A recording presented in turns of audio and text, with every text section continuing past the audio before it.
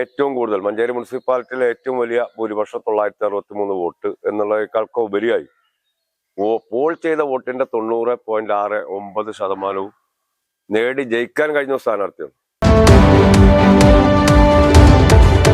കാലങ്ങളായി ജനം കാത്തിരുന്ന തദ്ദേശ തിരഞ്ഞെടുപ്പ് പോരാട്ടത്തിന്റെ ജനവിധി വന്നപ്പോൾ UDF വീണ്ടും മഞ്ചേരി നഗരസഭയിൽ ഭരണം നിലനിർത്തുകയാണ്. ജനം ഒന്നാകെ ചോദിക്കുന്ന ഒരു ചോദ്യമുണ്ട്: മഞ്ചേരി നഗരസഭയുടെ നിയുക്ത ചെയർമാൻ ആരെന്ന്. സമൂഹ മാധ്യമങ്ങളിലും പാർട്ടിയും ഒരേ ഒരാളുടെ പേര് മാത്രമാണ് പറയുന്നത്. മജീദ് വല്ലാഞ്ചിറ എന്ന നാമം മാത്രമാണ് നമുക്ക് എല്ലായിടത്തും ഉയർന്നു കേൾക്കാൻ സാധിക്കുന്നത്. മജീദ് വല്ലാഞ്ചിറ ഇന്ന് ചാനൽ 2 പ്രേക്ഷകർക്കൊപ്പം മനസ്സ് തുറക്കുകയാണ്.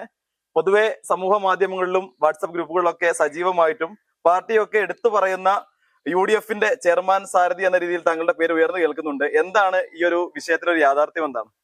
അല്ല, പാർട്ടി അങ്ങനെ നിലപാട് പറഞ്ഞിട്ടില്ല. പാർട്ടി തെരഞ്ഞെടുപ്പ് കഴിഞ്ഞ് ഇന്ന് നാളെയൊക്കെ ആയിട്ട് പാർട്ടി പാർലമെന്റ് ബോർഡ് യോഗവും ഒക്കെ ചേർന്ന് പാർട്ടി ജില്ലാ കമ്മിറ്റിയുടെ അംഗീകാരത്തോടു കൂടിയാണ് പാർട്ടിയുടെ ചെയർമാൻ സ്ഥാനാർത്ഥി ആര് എന്നുള്ളത് പറയുകയുള്ളൂ. അതിനകത്ത് തർക്കമൊന്നുമില്ല. സമൂഹ മാധ്യമങ്ങളും മറ്റുള്ളവർക്ക് അതങ്ങനെ പറയുന്നു എന്നുള്ളത് വേറെ യാഥാർത്ഥ്യം. പക്ഷെ പാർട്ടിയാണ് അന്തിമമായി തീരുമാനമെടുക്കുന്നത്, ആരാണെങ്കിലും. പക്ഷെ ഏൽപ്പിക്കപ്പെട്ട ദൗത്യം എന്ന് പറയുന്നത് മഞ്ചേരിയിൽ ഐക്യ ജനാധിപത്യ മുന്നണിക്ക് നല്ല ഒരു ജനവിധി ഉണ്ടാക്കി കൊടുക്കുക എന്നുള്ളതാണ്. വളരെ അധികം സന്തോഷമുള്ള കാര്യം, കഴിഞ്ഞ പ്രാവശ്യത്തെക്കാളൊക്കെ ഉപരിയായി 30 സീറ്റുകളിൽ നിന്ന് 36ലേക്ക് ഉയർന്നു എന്നുള്ളതാണ്. 50 സീറ്റുകൾ ഉണ്ടായിരുന്ന നഗരസഭയിൽ 30 സീറ്റുകളായിരുന്നു ഞങ്ങൾക്ക് ഉണ്ടായിരുന്നത്. അതിൽ നിന്ന് ഞങ്ങൾ 36 സീറ്റിലേക്ക് ഉയർന്നു വന്നു എന്നുള്ളതാണ്. അപ്പോൾ സ്വാഭാവികമായിട്ടും എന്താ വെച്ചാൽ മഞ്ചേരിയിലെ ആ ഒരു ജനവിധി ഐക്യ ജനാധിപത്യ മുന്നണിയോട് മഞ്ചേരിയിലെ ജനം കാണിച്ച പ്രതിബദ്ധതയാണ് എന്നുള്ള കാര്യത്തിൽ അത് തർക്കമില്ല. അതിന് ഒരുപാട് കാരണങ്ങളുണ്ട്. മഞ്ചേരിയിൽ കഴിഞ്ഞ കാലങ്ങളിൽ നടപ്പാക്കിയ വികസന പ്രവർത്തനങ്ങൾ ഉണ്ടായിരിക്കാം. ഞങ്ങൾ പുതുതായി ഇറക്കിയ പ്രകടന പത്രികയിൽ ജനങ്ങൾക്കുള്ള വിശ്വാസം ഉണ്ടായിരിക്കാം. അതിനേക്കാളൊക്കെ ഉപരിയായി സംസ്ഥാന ഗവൺമെന്റിനെതിരെയുള്ള ശക്തമായിട്ടുള്ള പൊതു വികാരം അവർക്കെതിരാണ് എന്നുള്ള ബോധ്യപ്പെടുത്തുന്ന തെരഞ്ഞെടുപ്പാണ് സംസ്ഥാനത്തൊട്ടാകെ ഈ തദ്ദേശ സ്വയംഭരണ തെരഞ്ഞെടുപ്പിൽ നമുക്ക് പ്രതിഫലിച്ചിട്ടുള്ള കാര്യം. അതാണ് ആ കാര്യത്തിൽ പറയുന്നത്. ബാക്കിയെല്ലാം എന്താ ചോദിച്ചാൽ ഒരു 2-3 ദിവസത്തിനകം ആര് എന്നുള്ളതിനെ കുറിച്ച് പാർട്ടി നിലപാട് പറയും. എന്നെ സംബന്ധിച്ചിടത്തോളം പാർട്ടി എന്താ പറയാ 40 വർഷത്തെ പൊതുപ്രവർത്തനത്തിനിടക്ക് മത്സരിക്കാൻ പറഞ്ഞു, മത്സരിച്ചു. ഇതിലേറെ സന്തോഷമുള്ള കാര്യം, ഞാൻ എൻ്റെ ജന്മനാട്ടിൽ എനിക്ക് വോട്ട് ചെയ്ത് അവിടെ വിജയിക്കാൻ കഴിഞ്ഞു എന്നുള്ളതോടൊപ്പം തന്നെ ചിലപ്പോ ഏറ്റവും കൂടുതൽ മഞ്ചേരി മുനിസിപ്പാലിറ്റിയിലെ ഏറ്റവും വലിയ ഭൂരിപക്ഷം 963 വോട്ട് എന്നുള്ളതിനേക്കാൾക്ക് ഉപരിയായി പോൾ ചെയ്ത വോട്ടിന്റെ 90.69% നേടി ജയിക്കാൻ കഴിഞ്ഞ സ്ഥാനാർത്ഥിയാണ്. അതാണ് അതിനകത്തുള്ള കാര്യം. കാരണം എൻ്റെ പ്രദേശത്തെ 90% മുകളിൽ ജനങ്ങൾ എന്നോട് വിശ്വാസം കാണിച്ചു എന്നുള്ളതാണ്. അവരോട് എന്തായാലും തീർത്തും ആ നന്ദിയും കടപ്പാടും ഉണ്ടാവും. അതുപോലെ തന്നെ മഞ്ചേരിയിലെ ജനാധിപത്യ മുന്നണി പ്രസ്ഥാനത്തെ വിജയിപ്പിച്ച ആളുകളുണ്ട്, അവരോടും തീർച്ചയായിട്ടും ആ നന്ദിയും കടപ്പാടുണ്ട്. അതോടൊപ്പം തന്നെ മഞ്ചേരിയിലെ പൊതുസമൂഹം ഉന്നയിക്കപ്പെടുന്ന നിരവധി വിഷയങ്ങളുണ്ട്.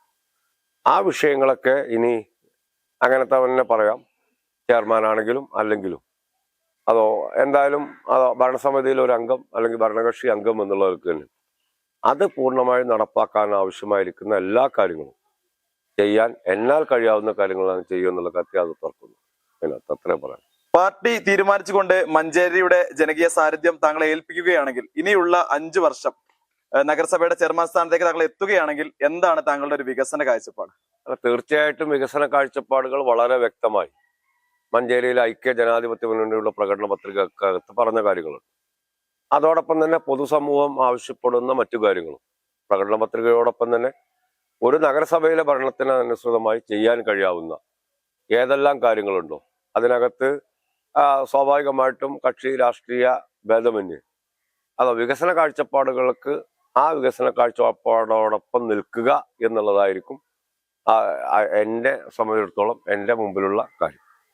കാരണം പൊതുവെ മഞ്ചേരിക്കകത്ത് വേണ്ട വികസന പ്രക്രിയകളുണ്ട്. ഒരുപാട് വിഷയങ്ങൾ നിലനിൽക്കുന്ന പ്രദേശം എന്നുള്ളതൊക്കെ ആ വികസന പ്രക്രിയ കേന്ദ്രാവിഷ്കൃത പദ്ധതികളാണെങ്കിലും സംസ്ഥാന ഗവൺമെന്റിന്റെ സഹകരണത്തോടു കൂടിയും നടപ്പാക്കാൻ കഴിയാവുന്ന പദ്ധതികൾ നടപ്പാക്കുക എന്നുള്ളതാണ്. പ്രത്യേകിച്ചും മഞ്ചേരിയിലെ ഒട്ടുമിക്ക വിഷയങ്ങൾക്കും ചിലപ്പോൾ നഗരസഭയേക്കാൾ ഉപരിയായി സംസ്ഥാന ഗവൺമെന്റിന്റെ സഹായം നിർബന്ധമായി ഉണ്ടാവേണ്ട കാര്യങ്ങൾ. ഉദാഹരണത്തിന് KSRTC അടക്കം, അതുപോലെ തന്നെ ജനറൽ ആശുപത്രി അടക്കമുള്ള ചില വിഷയങ്ങളുണ്ട്. അത് ഒരു നഗരസഭ വിചാരിച്ചത് കൊണ്ട് കാര്യമില്ല.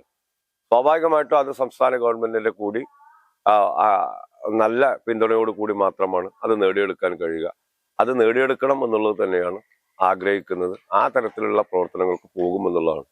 പിന്നീട് ഞാൻ പറഞ്ഞല്ലോ, മുമ്പ് സൂചിപ്പിച്ച പോലെ തന്നെ പ്രകടന പത്രികയിൽ ഒരുപാട് വികസന കാഴ്ചപ്പാടുകൾ ഉണ്ടായിട്ടുണ്ട്.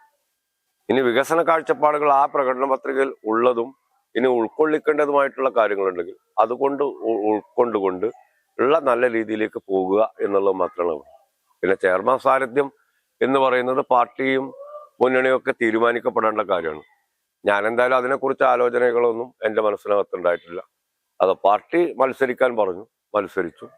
പാർട്ടിന് മറ്റൊരു ദൗത്യത്തിലേക്ക് പോകാൻ പറഞ്ഞാൽ തീർച്ചയായിട്ടും പാർട്ടി ഏൽപ്പിക്കപ്പെടുന്ന ആ വിശ്വാസം നല്ല രീതിയിൽ, ആ കുറ്റമറ്റ രീതിയിൽ എന്തായാലും നാളെ പാർട്ടിക്ക് ഒരു ചീത്തപ്പേരില്ലാത്ത രീതിയിൽ കൊണ്ടുപോകാൻ തയ്യാറാവുന്നുള്ളത് മാത്രമാണ് അതിനെക്കുറിച്ച് പറയാനുള്ളത്. CPIMന്റെ പരാജയപ്പെട്ട ചെയർമാൻ സ്ഥാനാർത്ഥി നമ്മളോട് പറഞ്ഞൊരു കാര്യമുണ്ട്.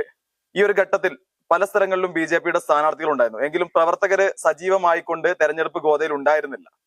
UDFുമായിട്ട് ഒരു വോട്ട് കച്ചവടമുണ്ട്, അല്ലെങ്കിൽ ഒരു ബന്ധമുണ്ട് എന്ന രീതിയിലുള്ള ഒരു സംസാരമുണ്ട്. അതിലൊരു യാഥാർത്ഥ്യം എന്തായിരുന്നു? അല്ല, അത് മനസ്സിലാക്കേണ്ടത്, അത് അങ്ങനെ പറഞ്ഞിട്ടുണ്ടെങ്കിൽ നേരത്തെ മുൻകാലങ്ങളിൽ 1-2 പ്രാവശ്യമാണ് എന്ന് എൻ്റെ ഓർമ്മ, മേലാക്കം വാർഡിനകത്ത് ഐക്യ ജനാധിപത്യ മുന്നണി സ്ഥാനാർത്ഥി ജയിച്ചിട്ടുള്ളൂ. അതിനു മുമ്പ് മുൻകാലങ്ങളിലൊക്കെ ജയിച്ചത് യാതൊരു സംശയം ഇല്ല അവിടെ CPM സ്ഥാനാർത്ഥികളായിരുന്നു. അവിടെ ഈ കഴിഞ്ഞ തെരഞ്ഞെടുപ്പിൽ 3-ാം സ്ഥാനത്തേക്കാണ് CPM പുറന്തള്ളപ്പെട്ടത്. 2-ാം സ്ഥാനത്ത് വന്നത് ഐക്യ ജനാധിപത്യ മുന്നണി സ്ഥാനാർത്ഥികൾ. പിന്നെ ഈ വാർഡിൽ പോലും എനിക്കെതിരെ പോലും മത്സരിക്കാൻ BJP സ്ഥാനാർത്ഥി ഉണ്ടായിരുന്നു. ഇവിടെ 60 വോട്ടാണ് LDFന് കിട്ടിയത്, 45 വോട്ട് BJPക്ക് കിട്ടിയിട്ടുണ്ട്. ആകെ 105 വോട്ടുകളാണ് എനിക്കെതിരെ പോൾ ചെയ്തിട്ടുള്ളത്. അതിൽ 45 വോട്ടുകളും BJPക്കാണ്. പിന്നെ വളരെ ശക്തമായി മത്സരങ്ങൾ നടന്ന ഇടങ്ങളിലൊക്കെ BJPയുടെ സാന്നിധ്യം ഉണ്ടായിട്ടുണ്ട്.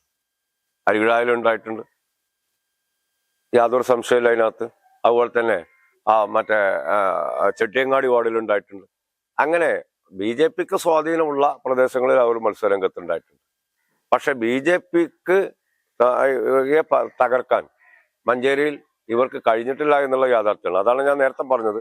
മേലാക്കത്ത് ഒരു കാലത്ത് CPM മാത്രമേ ജയിച്ചത്. അവിടെ 1-2 പ്രാവശ്യം അഡ്വക്കേറ്റ് ബീന ജോസഫ് ജയിച്ചു എന്നുള്ള അല്ലാതെ മുൻകാലങ്ങളിലൊക്കെ എൻ്റെ കുട്ടിക്കാലത്ത് തൊട്ട് മഞ്ചേരിയിലെ മോസ്കോ ആണ് മേലാക്കം. ആ മേലാക്കം പ്രദേശത്ത് ഇന്ന് ആ വാർഡിൽ CPM സ്ഥാനാർത്ഥി എത്തി നിൽക്കുന്നത് 3-ാം സ്ഥാനത്താണ്. അത് അദ്ദേഹത്തിന്റെ പരാജയത്തിൽ നിന്നുണ്ടായ വിഭ്രാന്തിയാണ്. കാരണം അദ്ദേഹം ഏറ്റവും കൂടുതൽ, അങ്ങനെ തന്നെ പറയാം, അദ്ദേഹത്തിന്റെ ജന്മനാട് ഉൾക്കൊള്ളുന്ന പ്രദേശത്താണ് ആ സ്ഥാനാർത്ഥി പരാജയപ്പെട്ടത്. ഞാൻ ആ പരാജയത്തെ ഒരു വ്യക്തിത്വത്തിലേക്ക് പോകുകയല്ല. സ്വാഭാവികമായിട്ടും അദ്ദേഹം വാട്സപ്പിനകത്തും ഫേസ്ബുക്കിനകത്തും ഏറ്റവും കൂടുതൽ UDFനെതിരെ സോഷ്യൽ മീഡിയയിൽ ഏറ്റവും കൂടുതൽ ആരോപണങ്ങളുടെ പെരുമ്പറ ഉന്നയിച്ച ആളായിരുന്നു അദ്ദേഹം. പക്ഷെ ഉണ്ടായത് എന്താണ്? ഏകദേശം 10-15 കിലോമീറ്റർ അപ്പുറത്തുള്ള ഒരു KSUവിന്റെ സംസ്ഥാന ജനറൽ സെക്രട്ടറി സ്ഥാനം വഹിക്കുന്ന എൻ്റെ സഹപ്രവർത്തകൻ ഷംലി കുരിക്കളാണ്. ആ നാട്ടിലെ വോട്ടറല്ല, ഏകദേശം 10 കിലോമീറ്റർ അപ്പുറത്തോളം താമസിക്കുന്ന, പട്ടണത്ത് താമസിക്കുന്ന ഒരാളാണ്. അദ്ദേഹമാണ് അദ്ദേഹത്തെ തോൽപ്പിച്ചത്. അത് ഈ ആരോപണങ്ങളൊക്കെ ഉന്നയിക്കുമ്പോൾ സ്വാഭാവികമായിട്ട് ആലോചിക്കേണ്ടത് വസ്തുതാപരമായിട്ടുള്ള ആരോപണങ്ങൾ ഉന്നയിക്കണം. മഞ്ചേരിയിലെ നഗരസഭക്കെതിരെ ഏറ്റവും കൂടുതൽ എന്താ വെച്ചാൽ പ്രക്ഷോഭങ്ങൾക്കും അല്ലെങ്കിൽ കഴിഞ്ഞ കാലങ്ങളിലെ വികസന പ്രവർത്തനങ്ങൾ തടസ്സപ്പെടുത്താൻ കൗൺസിലർ അല്ലാതെ പാർട്ടിയുടെ എന്താ പറയാ ഒരു വായായും നാക്കായും നിന്നിരുന്ന ആളാണ് സഖാവ് ഉപയോഗിച്ചത്. അങ്ങനെ തന്നെ പറയാം. അദ്ദേഹം ഈ കൗൺസിലിലേക്ക് വരാതിരുന്നതിന്റെ കുഴപ്പം എന്താണെന്നുള്ളത് അദ്ദേഹം സ്വയം പരിശോധിച്ചാൽ മതി. മഞ്ചേരിയിലെ ജനം അദ്ദേഹത്തെ എത്രത്തോളം കാണുന്നു എന്നുള്ളതാണ്. പിന്നെ അത് അദ്ദേഹം ബാലിശമായിട്ട് അദ്ദേഹത്തിന്റെ പരാജയത്തിന്റെ കാരണത്തെ കുറിച്ച് പറയട്ടെ.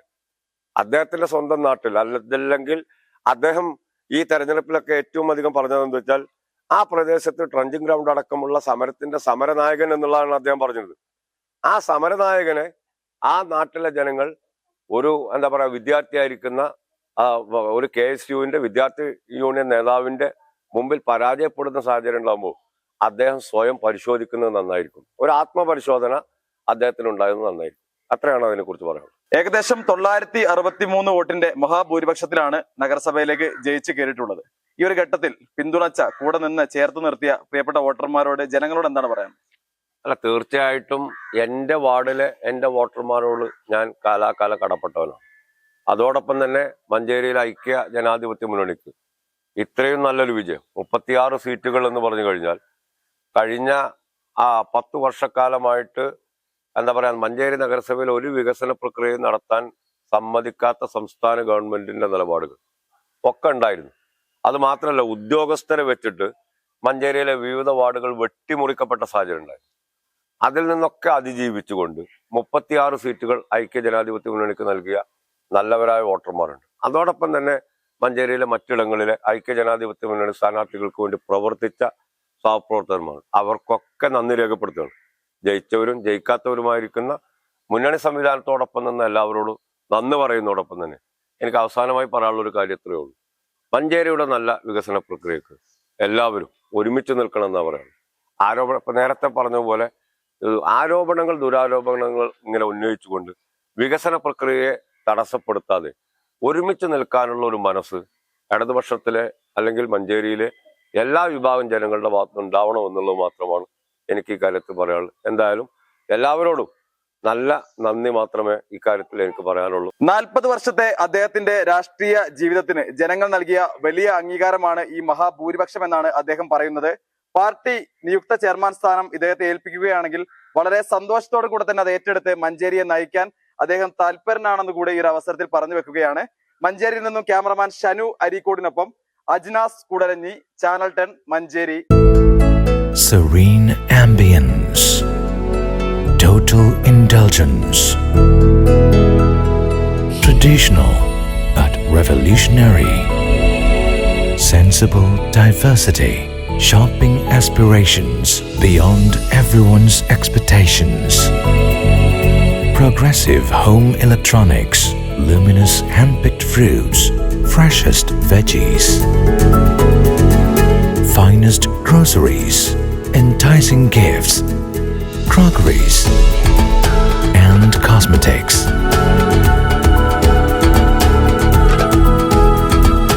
The value that always meets your expectations.